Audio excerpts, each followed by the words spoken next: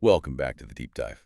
This is where we dig into a whole stack of sources so you, our listener, can get the real insights without, all the noise. That's the goal. And today, we're diving into a really critical time for any NFL team, training camp, specifically for the Jacksonville Jaguars, who are facing, well, a pretty pivotal season. Yeah, absolutely. The sources we looked at, they don't mince words. They call 2024 disastrous. So the pressure is definitely on. It really is. And training camp, it's just weeks away now. That feels like the real starting gun for the season, doesn't it? It absolutely does. Okay, let's unpack this.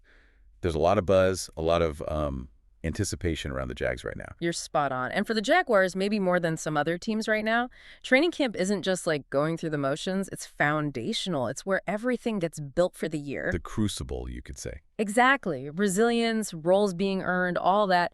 And it's especially true when you've got new leadership. Head coach Liam Cohen, GM James Gladstone. Right, the new regime. Their goal is pretty simple, at least on paper: get back to being a playoff team. And this camp, those 3, maybe 4 really grueling weeks in the Florida heat, that's their first big chance to see everyone figure out positions and really crank up the competition. Foster that competition, yeah. Yeah. Which is exactly what we want to focus on today. Mm-hmm. Our mission here is to look at 3 specific training camp battles. These are just, guys fighting for the last roster spot. These are battles that are going to shape the offense, shape the defense for the whole season. Yeah, these are the big ones. Think of this as your shortcut to understanding the key stuff happening with the Jags in the next few weeks. Insights you might not just get from, the headlines. Let's do it. Okay, so let's kick things off on offense. Battle number 1. Yeah. The competition for that number 2 running back spot. Okay. Now, Travis Etienne, he's the clear number 1 guy, no question. But he's going into a contract year. Mm-hmm. And the sources point out he's actually coming off his, quote, worst season as a pro. Yeah, that's a tough spot for him. Still talented, though. Oh, absolutely. Ton of talent still there. Mm. But the big question for the Jags, and for you listening, is who steps up behind him? Who provides that crucial backup, that change of pace? It's a really interesting situation because, yeah, Etienne's the lead, but in today's NFL, you need a whole room. You need depth, different skill sets back there. Can't just be one guy carrying the load all year. Not usually, no. Not if you want to sustain drives, keep defenses guessing.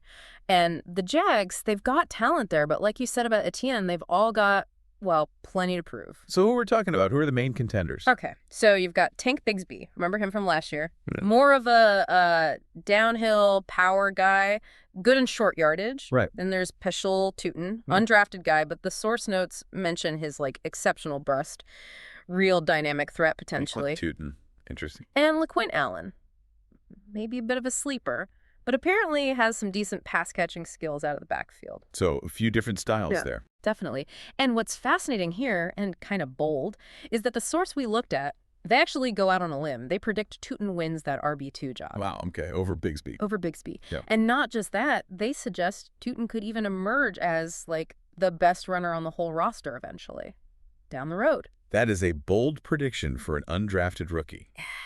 So if Tootin really pops in camp, what does that mean? How does that change things for Etienne or, how defenses play them?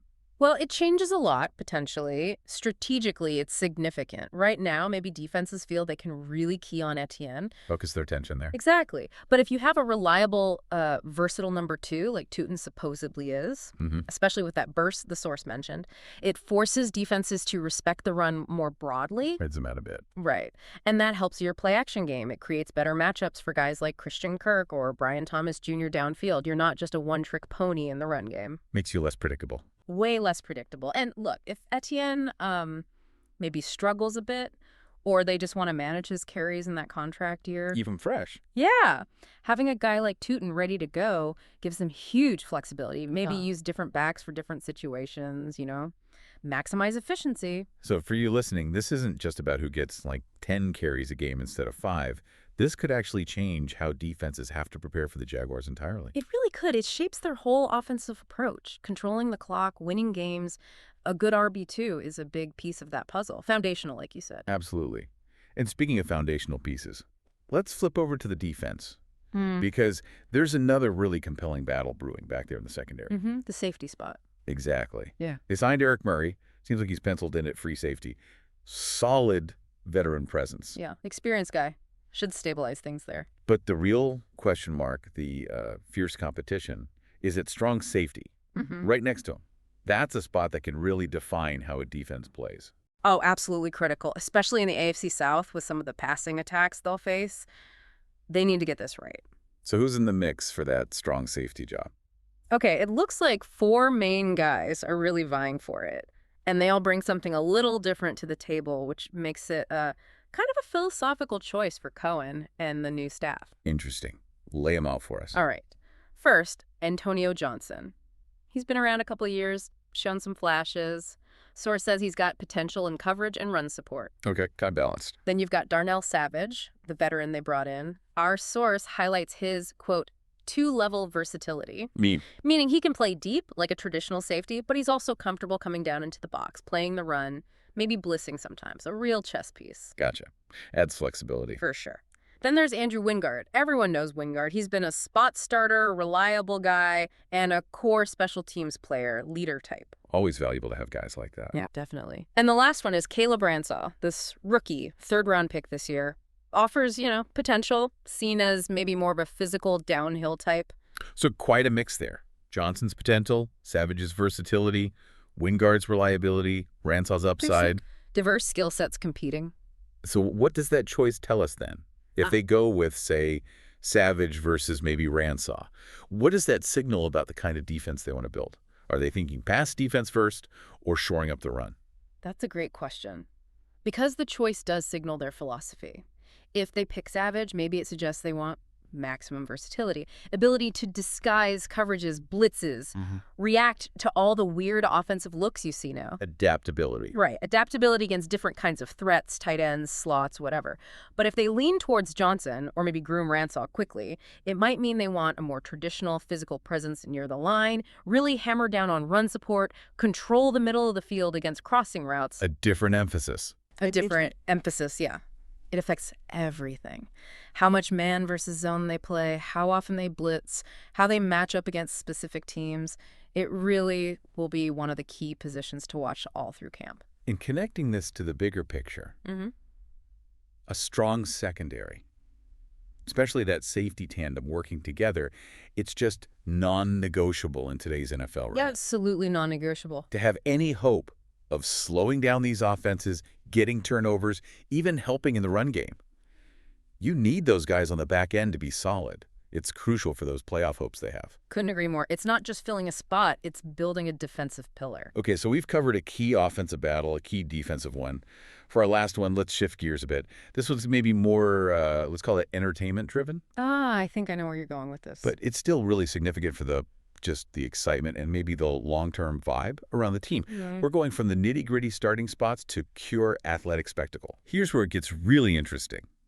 The one-on-one drills we're going to see between Brian Thomas Jr., the second-year wideout, and Travis Hunter. Yes, the Hunter factor. That's going to be fun to watch. Right. This isn't about who starts where, necessarily. It's just wow potential. It really is, because Hunter is such a unique case.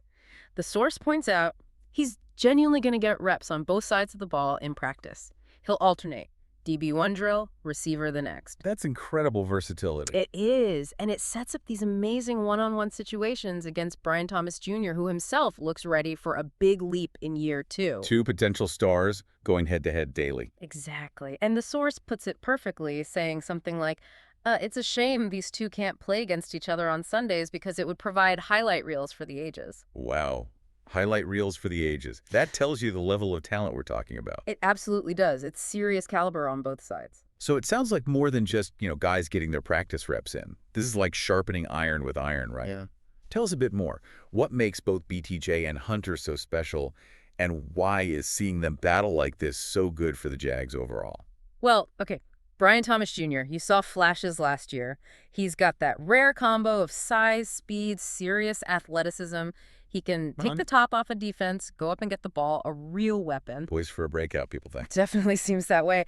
And then Hunter, he's just different. To be potentially elite as both a corner and a receiver, that's incredibly rare. Fluidity, ball skills, instincts, They translate wherever he lines up. So putting them against each other. It's like an accelerant for development. Thomas Jr. has to beat elite coverage skills every day. Hunter has to cover an explosive receiver every day. They force each other to get better, faster, refine technique, anticipate, just compete harder. Makes everyone around them better, too, presumably. Right? Raises the bar. Absolutely. That kind of intense internal competition, it permeates the whole team. Everyone knows they have to bring it because the guy across from them, even in drills, might be one of the best athletes on the field. That builds toughness, depth, resilience for the actual games. You almost wish they'd televise those practice reps, like the source implied. Right. Pay-per-view training camp drills. Huh. Okay, so just to recap for everyone listening, we've unpacked 3 really exciting training camp battles to keep an eye on for the Jaguars. Yes. First, that number 2 running back job. Who backs up Etienne? With a pretty bold prediction, leaning towards Tootin. Now, source certainly thinks so. Then the strong safety spot next to Eric Murray. A huge decision there that kind of shapes their defensive identity. Johnson, Savage, Wingard, Ransaw. Lots of options. A really pivotal choice for the new staff. And finally, the pure spectacle. Brian Thomas Jr. versus Travis Hunter in those one-on-one drills. Just top-tier talent pushing each other. Must-see stuff, even if it's just practice. So these competitions, they're obviously about individual players winning jobs, but they connect back to the bigger picture. Oh, absolutely. These aren't happening in a vacuum. They're central to what Cohen and Gladstone are trying to build, especially after, that rough 2024. Reestablishing a standard. Exactly. These battles are how you improve. They force competition, they raise the level of play across the board, they build the depth you desperately need if you're serious about making a playoff push, which raises an important question for you, the listener, to consider. Yeah, definitely something to think about. Beyond just who wins the starting job for week 1. Yeah. What are the sort of hidden impacts of these really intense camp battles? How do they affect, say, team chemistry? Morale? Does that daily grind bring guys closer together, or could it, create some friction sometimes? Interesting angle. And how might pushing each other so hard internally maybe lead to some unexpected strengths popping up once the real season starts? Something maybe we aren't even talking about yet. Lots to mull over there. For sure. Well, thank you for diving deep with us today on these Jaguars camp battles. We really appreciate you tuning in.